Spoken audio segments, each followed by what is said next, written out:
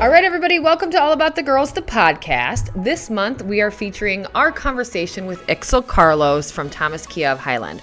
We talk all about family and being a mom. She's got one already and one on the way. So we talk about parenthood, family culture, and how to work through all of that as a parent in 2022, how to keep it real, how to be yourself, and how to make it in the tough, tough world of auto sales, especially as a female. Tune in, let's check it out, and we'll get to know her some more. Joining us today on the All About the Girls podcast is Itxel Carlos, sales team member at Thomas Kia of Highland. Thanks for joining us. Yeah, of course. It's a pleasure to be here. So I know you as, we work very closely with the Kia team, Thomas Kia team. And I've, of course, seen you in. Mm-hmm. I've gotten to know you a little bit, but kind of brought you in because I think we've seen your talents and the team there talks about your talents, but wanted to learn more about you. So just tell me and the audience, just tell us a little bit about Itxel as a human, who you are, your family, your background, how you got to Thomas Kia team. Well, let's see. I am 26, married. I have one daughter and another one on the way. I've been at Kia for 6 years. Actually, in May, it was just 6 years. Okay, so you just hit your anniversary. I just hit the anniversary, the 6-year mark. I'm officially one of the seniority members, even though everyone there is still kind of older than me. Doesn't matter. You made it through. It doesn't matter. Yep. Yeah. Yep. Hispanic, Latina proud, and I don't know. I guess that's about it. A little athletic, a little outgoing. Yeah, good. And you mentioned, so you're 26, you just hit your 6-year mark. So you started there when you were 20 years old. Yeah, I got hired when I was 20 years old, and I was just working around, I think 7 to 8 40-year-olds and above. And there were some members that were younger and stuff, so 28 was the youngest, but for a 20-year-old, I was like, oh my God, 20 years old. Everyone is so much older than me. Yeah. At 20, you're a baby. Yeah. And it was just nerve-wracking kind of be in that environment and around all of these men.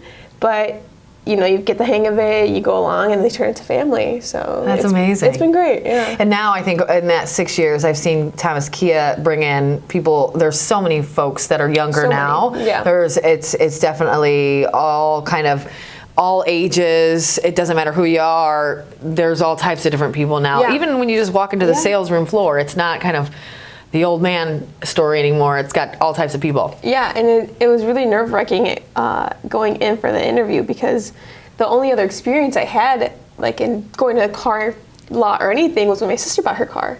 So I remember going. So you hadn't even gone through the car purchase process yourself yet, a brand new car. No, yeah. Okay. I had a hand-me-down, a little old 95 hand-me-down. So I never even bought my own car yet. And I remember going in, and a bunch of they all stand at the tower. So you've seen the tower before. Mm-hmm. They were all standing there, all older, just so intimidating. I was like, hi, I'm here for an interview. And what made you apply? So, infamously, and I think folks like Tom at Thomas Kia or Dave Brubaker at Team Chevy or the team at Curry, those types of folks are regularly changing this. But 6 years ago, at the age of 20, it's probably real intimidating to get into the car world. What made you apply? What made you even jump into that world? Honestly, it was just the need to be working. And I had a job where I was a bookkeeper. Okay. So I worked in an accounting agency, and I did that for about 3 years, even though Tom forgets to remember that I worked there. He always says I'm a yoga girl, that I came from the yoga shop. He told me this. He told me this. Yeah. He's she literally came from, I don't even remember what he said, something about a yoga background and came in and she was doing yoga or something. And you're like, no, that's actually false. So I worked at Red Mango originally. I started working there when I was 16 to 18. Okay. And then I worked... and that's a yoga studio. A yogurt shop. Yeah, Got it. This makes so much more sense now. Yeah, a yogurt shop. And it's right down the street from Kia. But then after that, I worked at a bookkeeping place. And I did that from 18 to 20. Got it. And then I was go. It wasn't for me, and rightfully so. Sitting in front of a computer, I don't think it's ever been for me. And I needed to be out in a job where I could be moving around, talking to people, kind of just... You're a people person. Yeah, you're very conversative. You that fits you. I remember I tried applying everywhere, no one was calling back, so I was like, okay, screw it. I'll go on Craigslist. So I went on Craigslist, And the days where we would go on Craigslist for jobs, world. Yeah, and I'm glad those are gone. Tom had put up a post where he was looking for like either porters or salespeople or cashiers or someone in service. So I was like, okay, like there's like a million opportunities there. Like I can just apply. I'll probably be a porter or cashier because I'm young. I was like, they're not going to hire me to sell cars. So I went in and they were like, are you interested in selling cars? And I was like, oh, I guess I am. Sure. Okay, if that's what you want to do, like I'll do it. But it was funny because I remember them asking what I wanted to make. Okay. And I didn't know how much car salespeople made. So I was like, oh, like the minimum, like $9 an hour, $10 an hour. And come to find out that we work on commission. And you're like, so I can make more than that. Yeah, so all of these older guys are just laughing at like how naive I was. And they're like, oh my God, she's so silly. Like, we're going to hire this girl. $9 an hour, are you crazy? Yeah, we're going to double that, triple that. Yeah. Yeah, and I got hired, and it's been great. And you started right off as in sales. Yeah, and I didn't expect to, honestly. Yeah, I thought I was going to go in as a cashier and then work my way up to sales or something.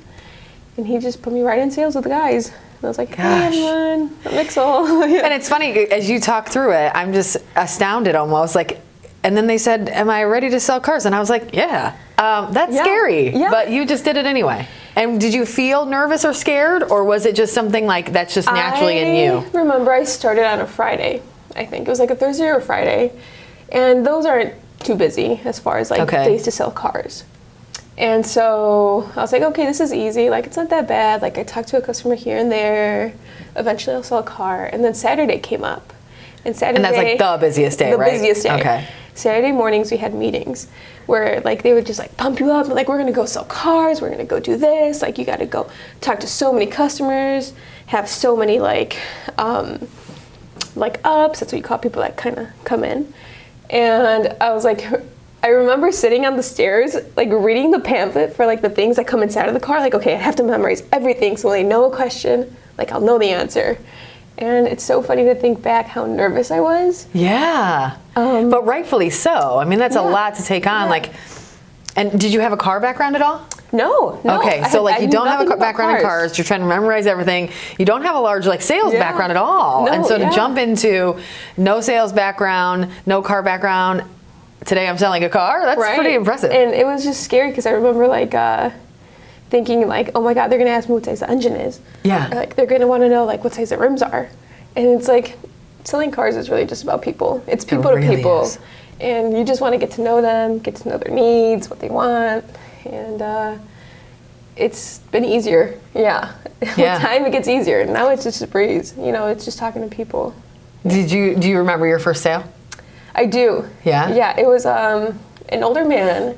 And he was buying a car for his daughter that was going away to college. Okay. And it was a little old, like, Volkswagen Passat. Okay. And I got a picture, and I still have it somewhere, just, like, where I'm, like, really happy, like, my first car. Like, yes, we did this! And I'm pretty sure they laughed at me, like, the entire way through. But, like, people are nice. Like, if you're, like, personable. Yeah. Like, they're like, hey, I got you. It's cool. Don't be nervous. So. Yeah, and I think it's we always talk here and on our team is, we're doing the opposite of most media companies where they focus on the 5% bad.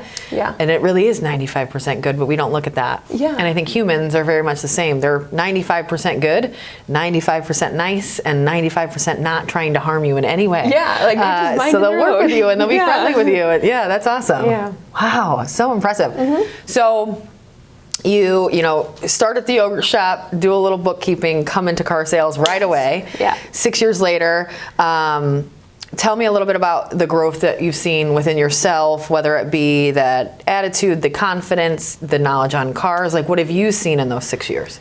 I'll tell you what, like, when I first started, I had confidence, but it was more so like... You had to have confidence to even walk in that door for that interview and be like, yeah, I'm cool to sell cars. Thinking back, I'm like, how did I do it? No kidding, it's tough. But it was more so like confidence with like, oh, okay, like I'm cute. Like worst case scenario, say like, no, sorry, go home. And I was like, okay, that's fine. Like I could take that. Yeah, I'm not a jerk. They're not going to be a jerk either. Yeah. Like I'm like a young girl. They're not going to make me cry, hopefully. And, but really, I think everyone around me, all the coworkers I had, my managers, Tom, Danon at the time, they all shaped me to who I am now. And I think that's what I've seen most of myself, is the growth and the confidence that I have to kind of speak to people, speak my mind. I have a thicker skin for sure.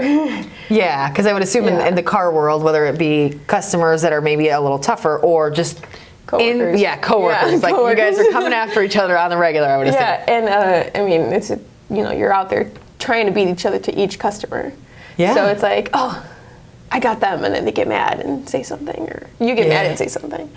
But really, it's been crazy, the growth that I've seen in myself. I mean, because of them, I am who I am now. Yeah. And I've just grown out of my shell. I can talk to anyone almost about anything. That's good. Yeah. And how have you seen that translate, or what growth have you seen?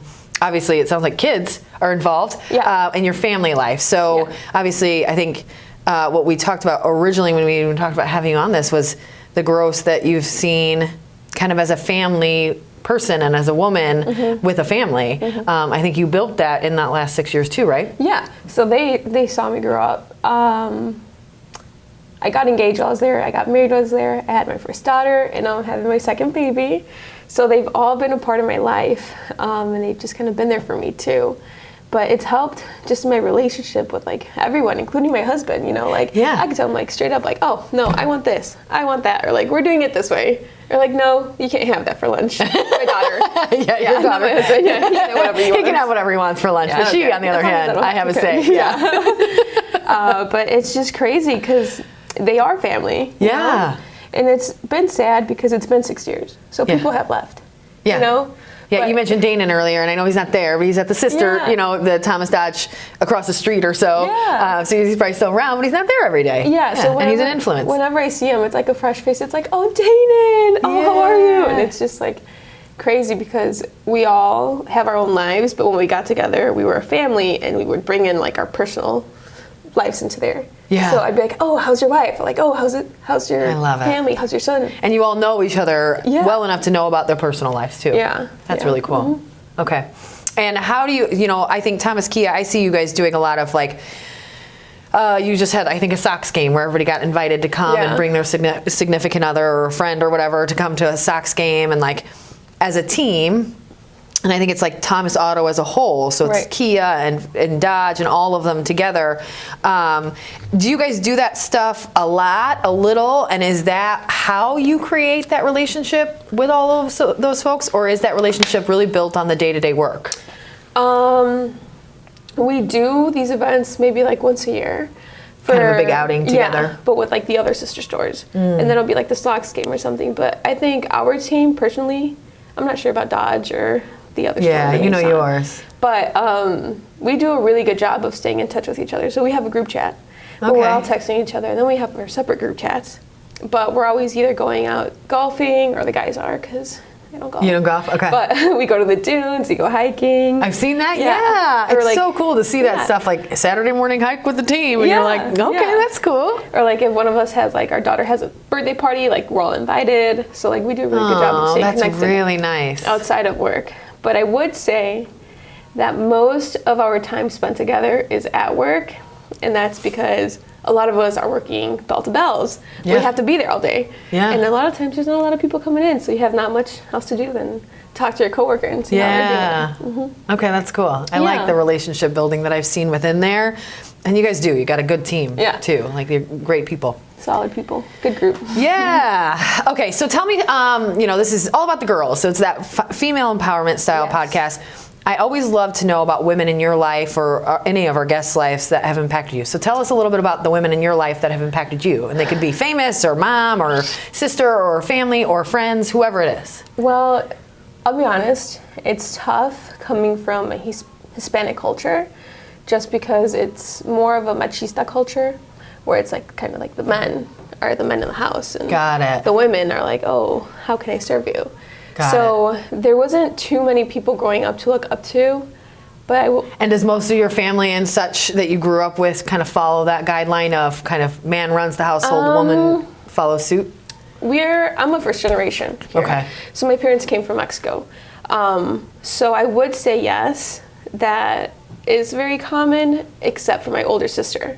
I feel like she was the first woman that I've ever kind of like looked up to, and maybe it's because she's my sister, but she's breaking barriers, you know. She is voicing her opinion and letting my dad and my brothers and my uncles know when something is wrong. Okay. And not just them, but the entire family. She's the one that gets everyone together and kind of keeps us united, and he speaks her mind. She's a little strong about it, but she makes it happen. And she is. Yeah, but that's good. It helps that she's like organized and has a good work ethic, and people look up to her. Yeah. Yeah, so. And that's a really great example of someone to look up to. Yeah, and she's probably my main example. And I've had other people.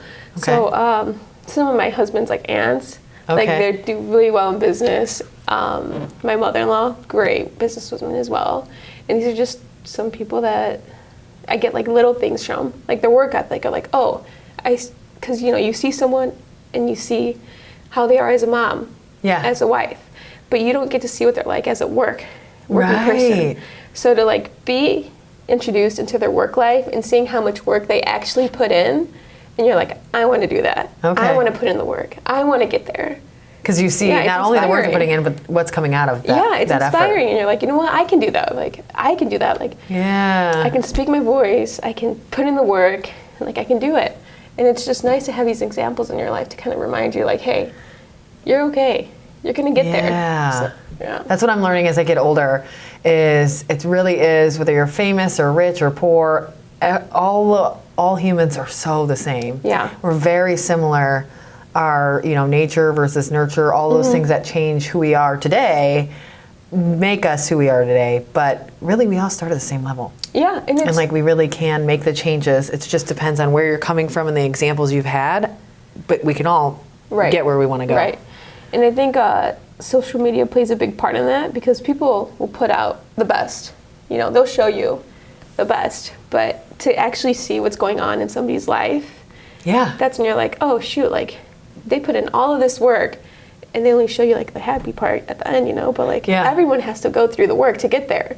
So it's cool to have these women in my life where, I speak to often and I see the work that they put in, and I'm like, I can do that, like we can do that. And then I can hopefully get that outcome. Yeah, God willing, but yes. But to see them balance like life, and, raising a family as well, it's neat. And even with your family, like as you mentioned, being first generation, so you probably see a lot of them more as we look at as old school ways, but those aren't necessarily bad. It's just that's how they run their lives, and it can probably give a lot of perspective on that's how my culture, that's the norm of my culture, and that's great. It's not something I have to follow, but it still probably gives some good education on the culture, the background, why it is that way, and all of those things too. So it's not even a bad thing. It's just something that might be different from how you want to live day to day. Yeah, and I see a lot of that coming, like, and going through my mind now that I'm raising my daughter, because I'm like, okay, what do I want to teach her? Like, what from my culture do I want her to know? And I want her to know the struggles, obviously, like everything that my family had to do to get here, and my mom's had to do to raise us, you know? And but I want her to be independent, speak her voice. And feel like she can, where it's not hindered at all. Yeah, and you can see it now. She's 3 years old, and she's very, like, not just open.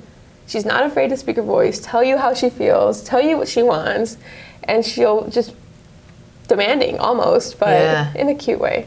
Yeah. That's good. She's sassy, nice and early. Okay. For now. Yeah, but I like that. At 12, it's going to be really hard. Yeah, we'll see what that's like. Yeah, no kidding. And has your parents talked about that process and journey to get you guys here and to where you're at now? Have they talked about their struggles along that route? Yeah, and they used to bring it a lot more when we were in high school, because we would struggle at school, or like we would put less effort in to go hang out with our friends and stuff. So we would be reminded often, like, hey, like we had to do so and so to get here. Like, we came.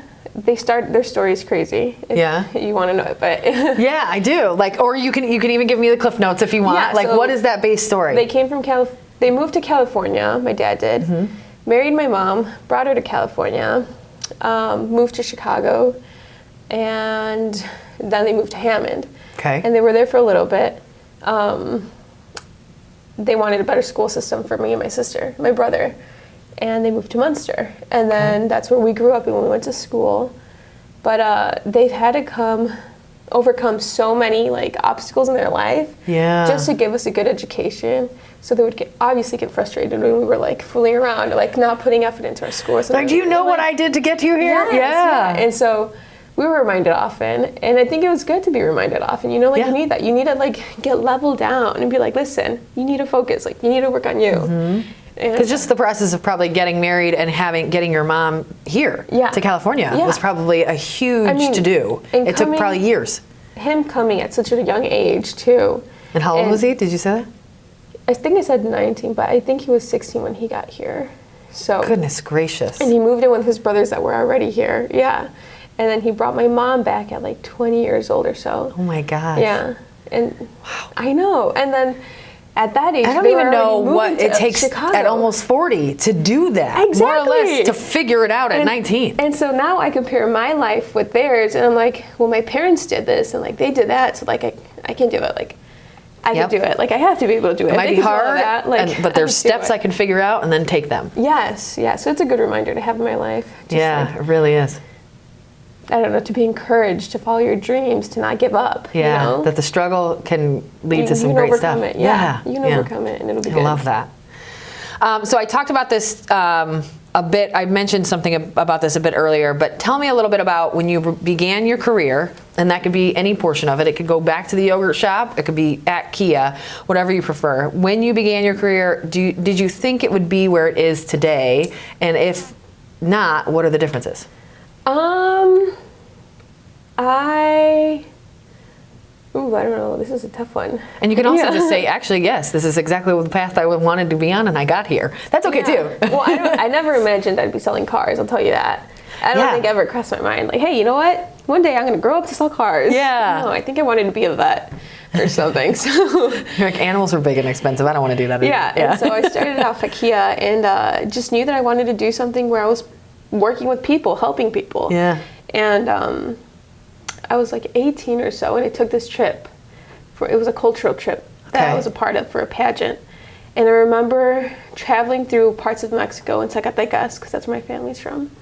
And they would teach you like how the government helps the people from Mexico. And I remember the feeling of just going out there and doing community work with them and helping people. And I was like, that's what I want to do, like for my career. I want to help people. I want to help people. Okay. And so hopefully after I sell cars, I can do something that kind of allows it a little bit more. Yeah. But selling cars gives you that feeling like, okay, I'm not just doing this. You are still helping people. Yeah. I'm not just doing this to like make my money and stuff. Like I'm helping people. And it's crazy because every customer is different. So you get to see the stories in every customer. Yeah. And like what they bring and like, oh, well, my house just got foreclosed or something, or I need a car for this and this. And like they get emotional. I've had people cry with me, pray with me. And really? You know, and you get like, you get involved in their lives and you keep up with them.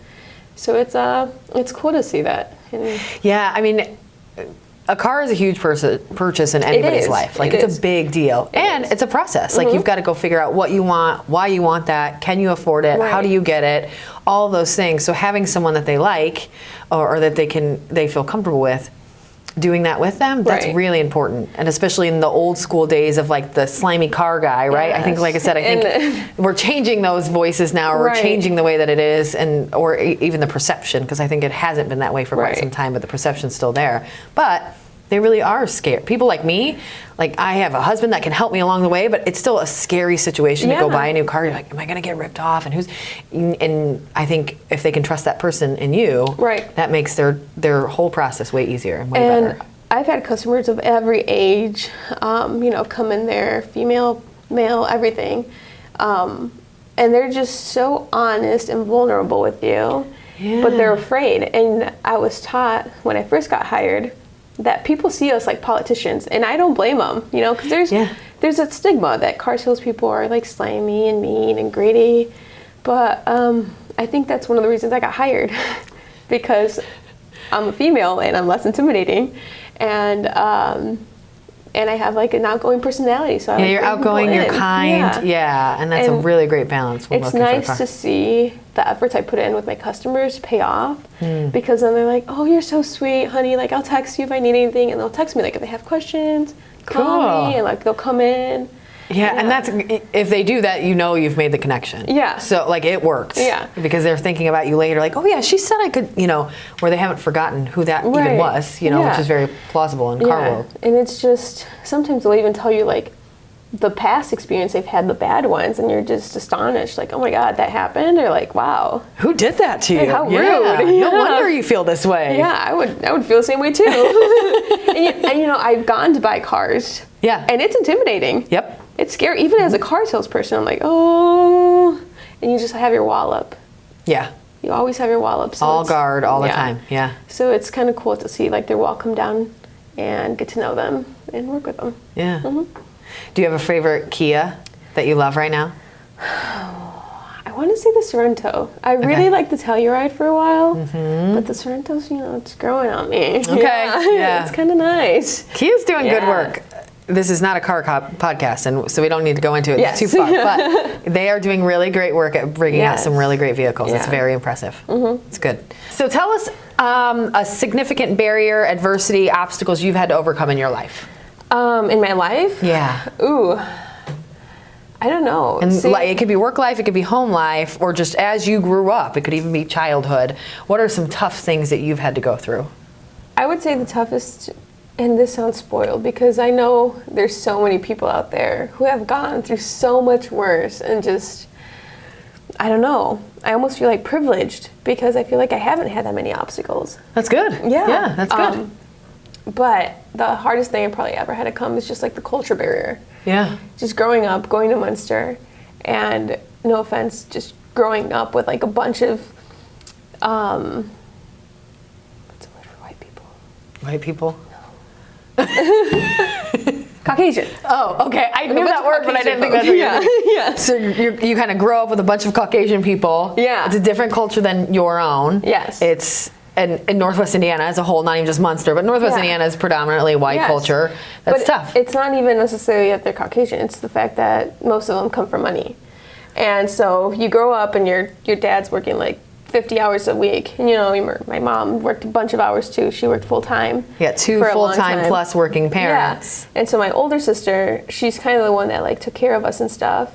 And I had my younger brother, so we were all like united. Yeah. But they could afford for me to go to school and my clothes and my food and activities. But like if I wanted like the UGG boots or like all the nice jackets, like North Faces and stuff, they'd be like, we can't get that. And I remember like getting mad, like, why mom? Like I just want it, like I want to fit in, because like that's how you would fit in. Yep. And that was tough. But I think it shaped me for the better. Yeah. It taught me how to like humble myself.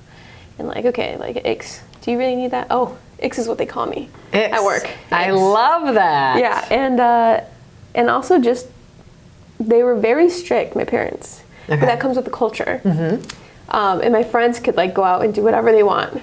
Like, oh, they didn't even have to ask your mom.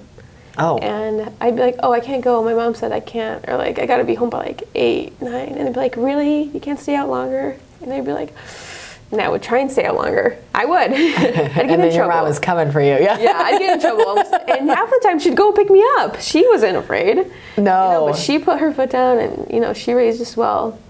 But it was definitely like the cultural barrier that I had to overcome. You're raised in this culture, however, you're living a lot of times in this culture. Yes. And that's a hard juxtaposition. Yes. Yeah. And now in my married life, I've kind of learned to like bring them together. So I'm married to a big, like 6'4" ginger. Okay. Yeah, so I love. So he's got the Caucasian culture. yes, but like he is. I would assume some Irish or something in there as well. He's the only white man at the Mexican party. Okay. And we've learned to kind of like assimilate our cultures together. I love that. And our daughter sees both of everything, so she has like double the fun. And are you teaching her both languages and both like holiday like traditions and things? Yeah. Oh my gosh, I love that. So she is fluent mostly.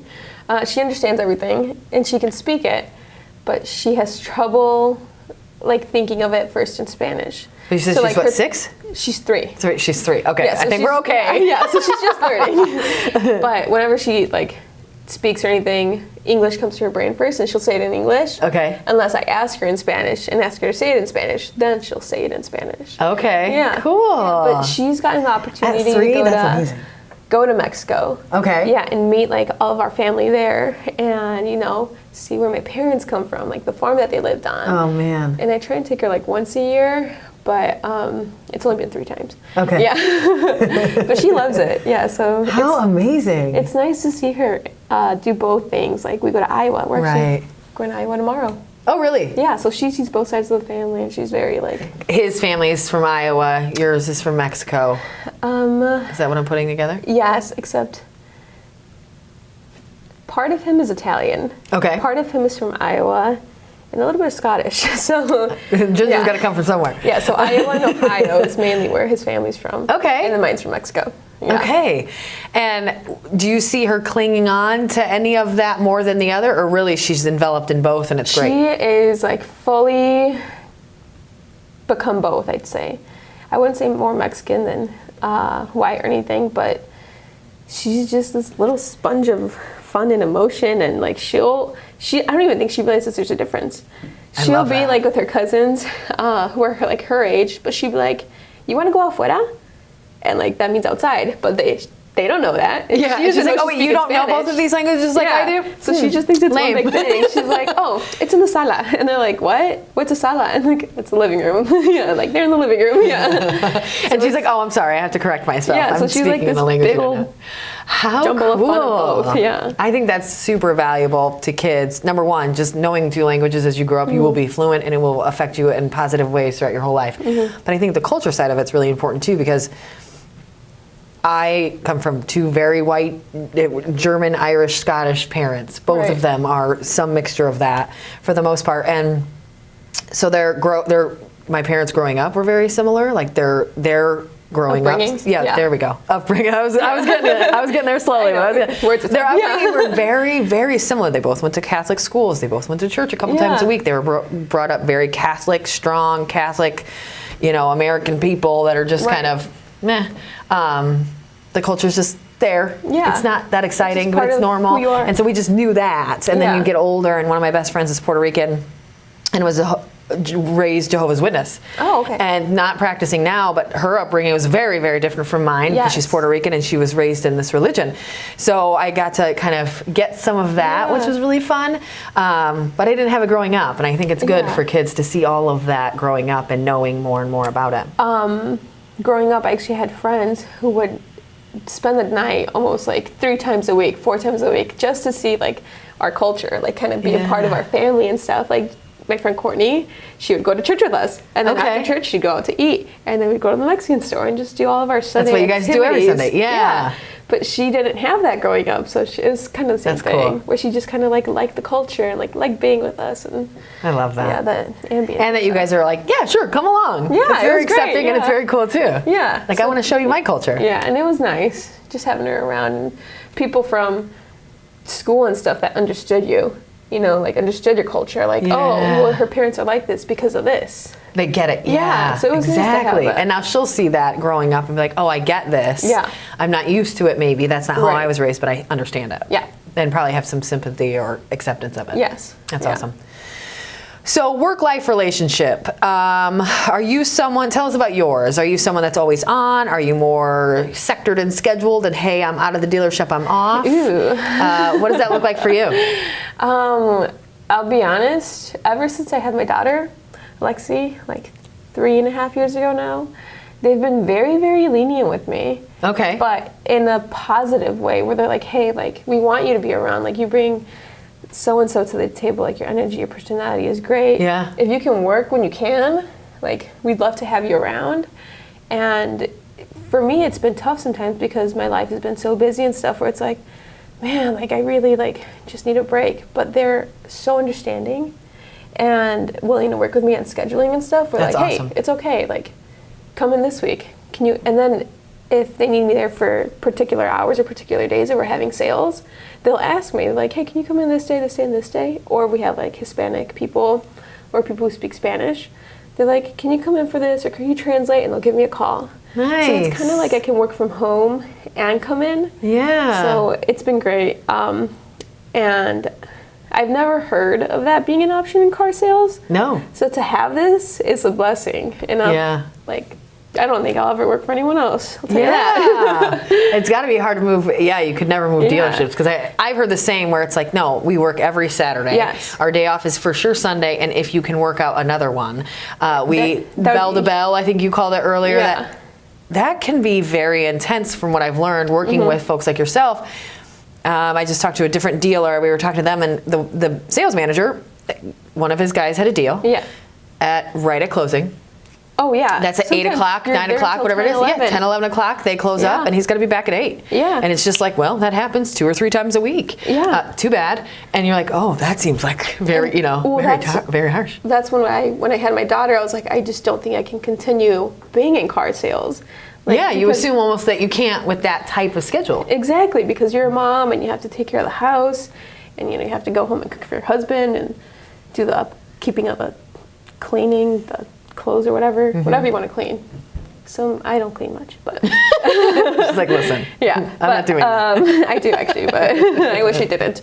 But it's tough to kind of balance everything. Yeah, like you take on, it sounds like, the main household duties, the main caring for children duties, and then you still work as well, and so balancing that, something's going to have to give. It might be a little bit of cleaning, but that's not going to fill. That's going to give you that many hours. So you have to have some leniency on that work, or then someone else is going to have to give more. One of the two. So it sounds like Kia's really worked with you guys. The Thomas team has really worked with you guys to say, here, this is what works for your family, and we really want to keep you here. So we'll take what you can provide, and we want to keep you sane. Exactly, and that's one of the reasons I don't think I'd ever go to another dealership. It's just not only because of that, but being with them and around them for 6 years, they're family. Yeah. I don't think I'd ever want to work with any other team. They're pretty amazing. Yeah. You guys are one of my faves. Yeah. Super supporting, super respectful, and we all kind of look out for each other in that way. Yeah. And that's nice to have. It really is. Yeah. I've seen it, and it's amazing. I think we have that here, but I think that's... we've kind of got a new season of lifers, these guys behind the camera right here. It's you guys. Yeah. You're doing this. You're making our future. But it really is what we've seen probably in the last, since I took over recruiting in August or September of last year. And I was kind of frustrated with the current situation of our hiring, because we hadn't hired anybody for like 6 months. Right. And it kept kind of being like, well, we don't really have any good candidate. So I just said, nope, we're doing this wrong. Start over. Yep. Took it over, started over with everything from job descriptions on Indeed to how we call people, everything. Right. And now we've hired, since then, 15 people probably. Yeah. I think we hired 6, wasn't it? We just talked 6 in the month of May alone. So we've done really well at that, but our new generation of team is that. They care about one another, they like one another, and they kind of candidly give a shit about the team and the company they're here for. Right. And so we just had All About the Girls, our big event that started this podcast in the first place. And every person in the building was pumped and excited and worked their tail off and did not care. They were like, we're going and we have to be back the next morning. Jenny, you're a jerk, but we're going to do it. And we are excited. And it means a lot. So when you can build that team. And where do you think that comes from? Is that, Tom Seeley runs that team. I know he's had plenty of folks help him along the way. Is it him and his mentorship? Is it just the people you've brought on and the culture? What is it that you think, how does that happen? Probably a little bit of both, honestly, because he's been the manager since before I was there. So he's been working on this team of, I don't know, maybe like 6, 7 people at a time. But he'll bring people in, and he knows who fits, he knows who doesn't fit, and he'll look for that, when you're bringing someone in.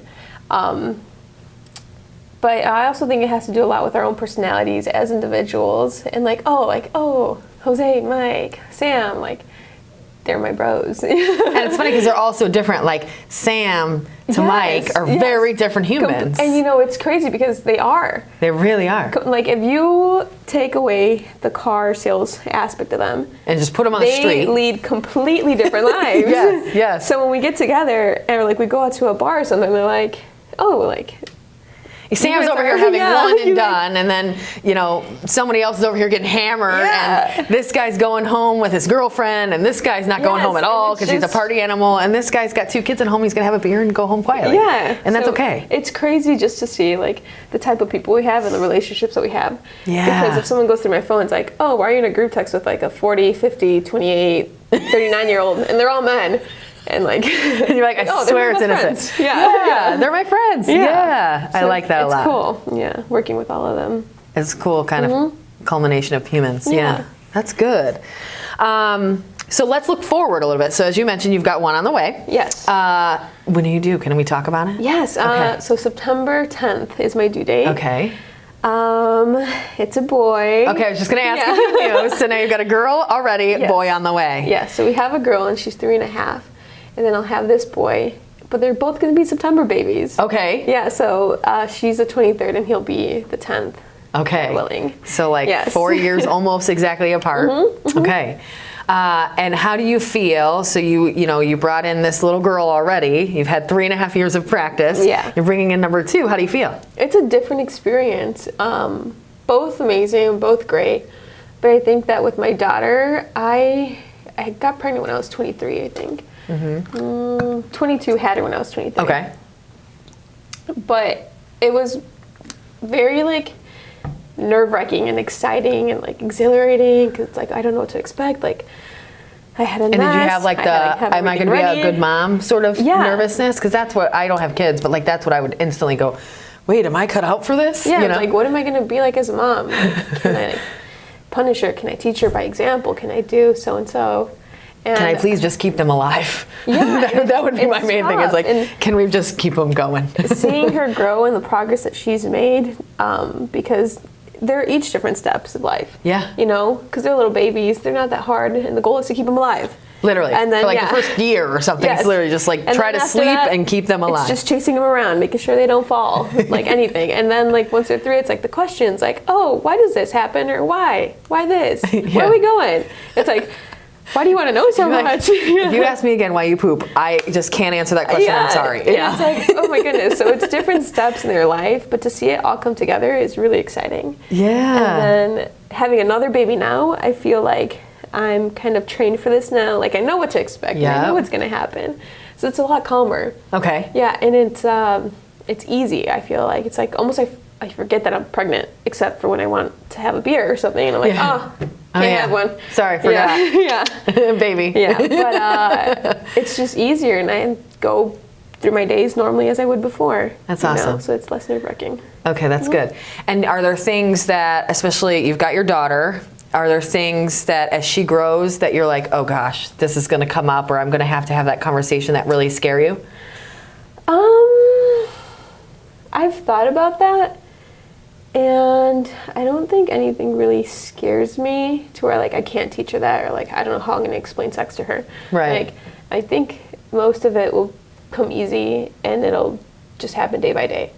And it might be an uncomfortable conversation, but you're confident you can have it and you'll be fine. And I think it's scarier for my husband just because he's like her little girl. She's like his little girl. And it's his first as well? Yes. Oh my goodness gracious. So it's like his first. It's a daughter. He's probably overly protective for the firstborn anyway, and now he's like, I'll kill anyone that comes in the other her space. day, she was like, hey boys, to like some little kids or something. And my husband was like, what's that? Like, why did you use that voice? Yeah. No. Yeah. So whatever that was, just no. It's just funny seeing our differences. And I think I'm better at it because I'm a girl. And I know what to expect, and he doesn't, so... Okay, and so with the new one, it sounds like you're prepped and ready, but now it's going to be a boy. So he's probably so stoked, and you're probably a little like, wait. I'm so nervous. I'm like, I've never raised a boy before. Like, who is this going to be What like? are they going to do? Yeah, I heard they pee on your face when you're changing their diaper. That's what Tom told me, at least. I think I've heard that's true. Yeah. I think he told me it just recently happened I was like, to him. oh my God, I'm so nervous. Tom can give you all of the advice on babies. He's having them all the time, apparently. And my sister has 2 boys. But I've watched them grow up, and they're great, but they're just so much emotion and personality, but also they're just crazy. Like, they'll jump Just off the couch. Crazy. They don't care if they bump their head. Oh like, my "Woo!" gosh. I'm like, oh, don't do that. Yeah. And my daughter's so calm, so I'm scared to see the difference, but I'm excited. Yeah, like you said, you know what to expect at least as being a parent. Yes. Now it's just figuring out the differences between gender and how that's going to change their personality and all those things. Yeah. And Okay. I'm nervous and excited to see how my daughter reacts to having a sibling, but also a boy. That's a great point too. Bring in all the attention, I think. Yep. Yeah, and like all the energy, be like, oh my gosh, don't do this, don't do that. And yeah. We'll see And then how the she first reacts. kid to the second. I just saw a meme the other day, and it said something about my first child wants to be a firefighter, and my second wants to be an arsonist, and that describes second children. And I was like, I was the second. Yeah, I was the second too. So I agree. Yeah. But like, you're like, oh gosh, another one. The first one was hard. The second one tends to be a little crazier. Exactly, and I'm the second, like you said, as well. And I compare myself to my siblings, and man, I was the bad one. Like, looking back at everything I did, I was a bad kid. Insane. Yeah. My sister set the path to let me know what I could and could not get away with. So I Yes. didn't do these things. I did these things 10 times more because I knew I could get away with them. Yeah. And then my brother followed suit and did all of them and just got in way more trouble. So it overshadowed my terribleness. But yeah, it was awful. Yeah, It was just a so little scandalous same thing jerk. here. Yeah. Okay. Interesting. And do you see in your, well, now one, we'll talk in a year and see if you see it with both, but do you see a lot of you and your husband in her daily actions or things she says and does? I do. She gets a lot of her quirkiness from me, I think. And a lot of her personality and just emotions from him, Okay. I think. Like, she will react the exact same way that he will to something, I think. And you see it and you're like, whoa. Yeah. Oh, and the facial expressions? Exactly the same. Yeah. But in all her That's jokes. gotta be so freaky. All her bad jokes, those are mine. Okay. Yeah, those are mine. Yes. But we're both really athletic as well, so it's cool to see that in her and to see how she's like out there. She loves sports. She plays soccer, she's in dance, and he played baseball his life and football. So she's like hitting the ball now. She wants to play softball, and she does well. Like, she's doing okay. And it's cool to see that in her, kind of like how we have this little human who's like a mix of us. Yeah, literally, that's so cool to see. Yeah. Like I said, I don't have kids, so it's interesting to see other people's perspectives. I see that a lot, like nieces and nephews and such, where I'm like, oh, I so get it. Or even folks here, like one of our coworkers, Cammie, has a son, and I'll see so much, and I know her really well, and I know her husband really well, and he'll come in and he'll come visit us some days and stop in, and I'm like, oh, yep, that's your husband right there. Yeah, That is, it's like, it's so funny to see the difference between or he'll be so kind and caring and cheery and smiley, just like Cammie, and you're like, how did he do that? Yeah, it is literally her in a human. It's almost like, was she born with these personality traits, or did she pick them up along the way? Yeah, or some weird combo of both. Yeah, it's so interesting to me. I love to see that. That's cool. really neat. Okay, so now we are at the fun closing of the podcast, which we call quick response questions. Oh. And I have this buzzer here, as I just did it for you on camera so you can really hear. It's annoying. I will ask you a question. You answer as fast as you can. If you're too slow, you get buzzed. Okay. Pressure's on. All right. Would you rather go into the past and meet your ancestors, or go into the future and meet your great-great-grandchildren? Go into the past and meet my ancestors. Yeah? You want to learn about them? I want to learn what makes me me. Yes. And I think learning about them would teach me a lot. It's just same thing. Yeah. About how you can see that stuff in your daughter. Yes. You see your stuff in them. Exactly. That's like, a great point. And also just traits like, oh, that's where I got my nose from. Yeah. Me and my brother joke all the time. My dad's side has, we call it, his last name's Craig, where I got Jenny Craig from, with Craig teeth. So we and my brother have Craig teeth, and we have very big front teeth. We always have. And he sent me a picture the other day of his daughter, and she just turned 3, and he's like, guess whose teeth those are? And I was like, yeah, those are ours. I'm so sorry. And he's like, yeah, they are. And it's so funny because if you look at my dad and my brother and me, we all have, it's oddly similar teeth. Yeah. And we always joke, it's the Craig teeth. Yeah. Like, oh, yeah, we have the same what thing. My grandparents have. Yeah. But with our teeth, they're really small, like our bottom ones. Very small and all separated. Like, oh, those are Carlos' teeth. Okay, yeah, exactly. It's so weird that can come through genes. Like, yes. Who would have guessed? Yeah. Would you rather meet George Washington or the current president? George Washington. Got it. I literally have only heard that as an answer. I want to see if his teeth are actually made out of wood. I've heard they're not. So that is a great question. Yes, I've heard they're not. So I'm kind of curious now. So how old are you, and are they wood? Yes. I love it. What woman would you want to have on your side in a battle royale? Ooh, Mulan. I know she's fictional. I know she's fictional, but that's my pick. It had to be real. Mulan. That's or Wonder Woman. Or Wonder Woman. That's yes. also a good one. Yeah. Would you rather everyone in the world was nicer or smarter? You said what? Would you rather everyone in the world be nicer or smarter? Nicer. Nicer. I think smarter can lead to evil if allowed. Used appropriately. Yeah. Used for evil. Yeah. Yep. What would be the title of your biography? My life. Just because it was bad. Yeah, just because it was a bad answer. What is your favorite month of the year and why? October, and it's my birthday month, but also just the season. I love the fall. I love like the spooky feel and the cool shows and the candles. All about it. Are you like huge on Halloween? Like, do you celebrate really big? And dress up and do all the things? I celebrate it, but not that big. I'm more into like the spooky feel as opposed to like the actually Halloween like awesome. events. Yeah. I love that. That's good. I lost my place. Here we go. What superpower would you want if you could only choose one? Ooh, I'd be invisible, I think. Invisible? Yeah, you could probably get away with a lot of stuff if you were invisible. Like, go into the zoo. I love that that's what you... Pet the lion and not get She's eaten. Like, listen, I could go to the zoo for free if I was invisible. It's like I could pet the lion and he won't even and bite me. Even know. Yeah. That's a great point. Yes. And he might be able to smell you, but he doesn't know where you are. Yeah. Nope. Move here now. Yeah. Hey. Would you rather make a phone call or send a text? Ooh, make a phone call. Okay. It used to be the other way around. I was big on texting, and now I'm very, like, lazy when it comes to texting, and all about calls. It's just faster and quicker. And you That's can hear exactly their what I voice. say. I think everyone's like, no, text is so much faster. I'm like, if I can dial a number, pick it up, and be like, yo, question, thank you. I think this is too... Yeah, too much effort. Yeah. But also you can tell the tone of voice and what they're feeling or how they're saying it. Yep. So it's like, so much more emotion. They don't actually want me to come over. They were just saying, yeah. Okay, yeah. I caught that. Thanks. You have a great night, too. Yeah. Yep.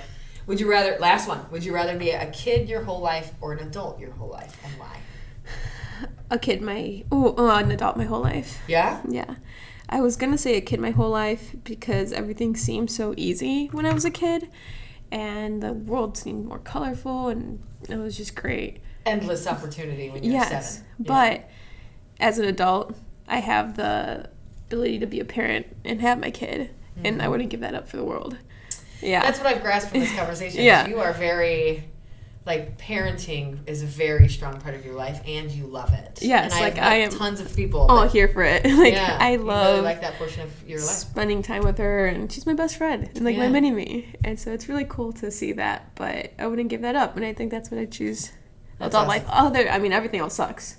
And I'd be a kid. Yeah. But. And it's like, okay, if I could go back to my childhood, I think I would choose that. Mm-hmm. Somebody, I think maybe it was our last episode, Natalie, or I guess that would have been the previous episode, I think mentioned, like, if I could go back to my time, I would, but I wouldn't go back and be a kid right now. Because, like, now, I think, I graduated in 2001 from high school, and we didn't have the internet. Right. Like, we had really boring, slow internet that no one could pick on you through. Yeah. And now it's like, you're, like, playing that, what is it called, the little covered wagon game. The trail one. Yeah. The trail one. Yeah. Everyone's yelling it at us right now.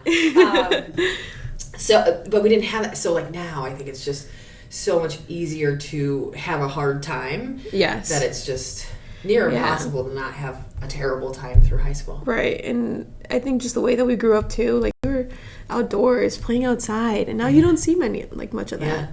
Yep. So, I don't know if I'd want to be a kid now. It's too hard. Yeah, it is. But my childhood was awesome. Yeah, mine was too. I loved it. Yeah, colorful, great, mud, sticks, everything. Yeah. Play outside. Don't come back to your parents till you have to. Yeah. That's my kind of childhood. Same thing. So anything that you want to mention that we haven't already? Are there anything I didn't touch on? Anything you want to give to the audience before we go? No, other than just be yourself and don't be afraid to speak your mind. It's tough out here for a woman. And it has been, but over the years it's gotten better, and it will continue to be better. But it'll only do so if you learn to kind of like grow with yourself and learn to speak your mind and kind of show who you are. Yeah, whether it show be in who a you are. That's good great way advice. or in a negative way. Just be honest and pure, and I say that's the best you could put out. Put out good energy in the world and you'll get good energy back. I love that. That's a great advice. Thank you so much. Well, Itxel, thank you for joining us. Thanks for talking with us today. Thank you for all your input. Thanks for running the car world so well, so that we can all have someone that we can care and trust about within that industry. And thanks for taking parenthood so real. Yeah. It's great to see how important it is to you. And that's going to raise some really great kids for our community. I hope so. That's the goal. But of course, it was a pleasure being here and talking to you guys. Yeah. This is cool experience. Yay. Yeah, I liked it. All right, guys, that's a wrap. Please tune in monthly for All About the Girls, the podcast, every Sunday of every month. I am your host, Jenny Craig Brown. We have the amazing Itxel Carlos with us today. Look her up online. Go visit her at Thomas Kia, and we'll talk to you guys next month. Thanks.